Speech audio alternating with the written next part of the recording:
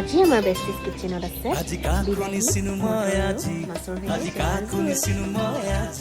দিয়া গিলাস ভৰাই বাকি জীৱনৰ লগৰী বিয়াৰ ব্ৰেণ্ডি হুইস্কি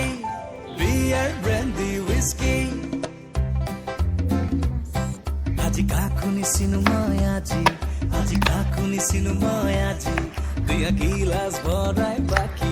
দিয়া গিলাস ভৰাই বাকি জীৱনৰ লগৰী বিয়াৰ ব্ৰেণ্ডি হুইস্কি